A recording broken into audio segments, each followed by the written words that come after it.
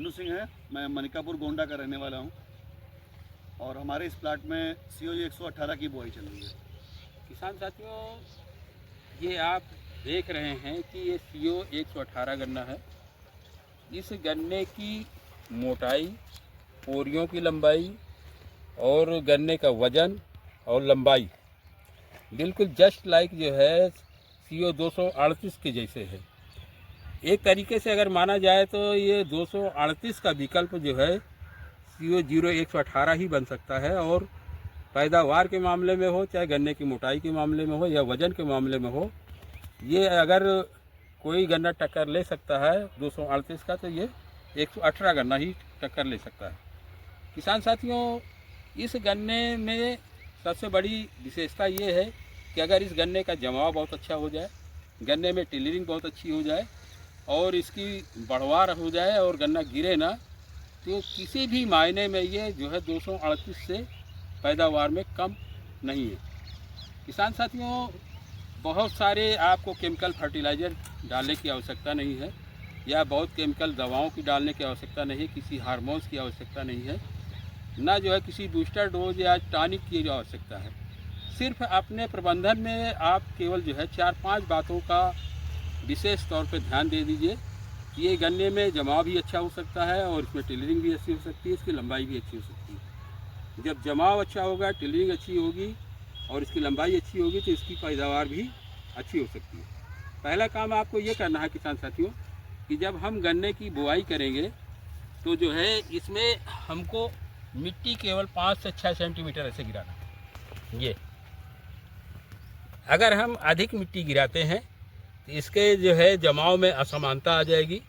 कुछ हमारे गन्ने की आँखें, ये आप देख रहे हैं, कुछ गन्ने की आँखें जो है पहले जमेंगी, कुछ जो है बाद में जमेंगी। यदि अधिक मिट्टी गिराते हैं, अगर जो है एक स्टैंडर्ड मिट्टी गिराते हैं 5 से 6 सेंटीमीटर, तो इनकी आँखों का जमाव भी एक साथ होगा और ये है गन्ने की जो मदर सूट निकलेगी उनकी लंबाई में बहुत असमानता नहीं रहेगी।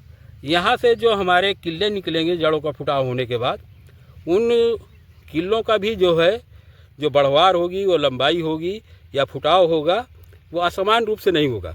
लगभग आस ही पास जब जो है किल्लों का फुटाव होगा और उनकी लंबाई भी आसपास होगी। दूसरी चीज़ ये है किसान साथियों, इस गन्ने की बुआई आप जो है 15 मार्च से लेके अप्रैल के फर्स्ट वीक तक करिए। इस टाइम जो है इस गन्ने के जमाव के लिए बहुत फेवरेबल टेम्परेचर होता है।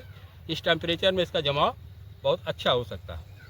तीसरी चीज़ ये है किसान साथियों, इस गन्ने की बुआई जो है आप सरसों काट के करिए। सरसों काट के मेरा सुझाव इसलिए है किसान साथियों कि सरसों में तेल की मात्रा को बढ़ाने के लिए करीब प्रत्येक किसान जो है सरसों में प्रति बीघे के हिसाब से 1 किलो सल्फर का प्रयोग अवश्य करता है। और सरसों हमारी ये पूरे सल्फर का प्रयोग नहीं कर पाती है, कुछ अवशेष मात्रा बच जाती है, जिससे अगर सरसों के खेत में इस गन्ने की बुआई करते हैं तो भूमि का टेम्परेचर या भूमि में गर्मी अच्छी रहती है, इसलिए जमाव अधिक होता है। दूसरी चीज़ यह है किसान साथियों, सल्फर जो है एंटी फंगल होता है। तो जो है हमारी फंगस से जो रोग पैदा होते हैं, वो जैसे विल्ट डिजीज है और जो है आपका जो है जड़ों का विगलन रोग है, इसके जो है आने की संभावना कम रहती है। तीसरी चीज़ ये है किसान साथियों कि जो सबसे महत्वपूर्ण चीज़ है वो ये है कि जो है 15 अप्रैल से लेके आपको जो है 30 मई तक के बीच में 15-15 दिन के इंटरवल में 3 सिंचाई करनी है और हर सिंचाई के बाद आपको गुड़ाई करनी है। उसका कारण ये है किसान साथियों कि देखिए, जैसे हम जब सिंचाई करते हैं, सिंचाई करने के बाद जब गुड़ाई करते हैं तो इसमें जो छिद्र होते हैं, ज़मीन में हमारे छिद्र होते हैं, वो सीधे ऐसे जो है वर्टिकल होते हैं। जब इसकी ये परत ऊपर से टूट जाती है तो वाष्पोत्सर्जन के जरिए से इसकी नमी नहीं उड़ती है, बल्कि नमी इसके अंदर ऐसे बनी रहेगी।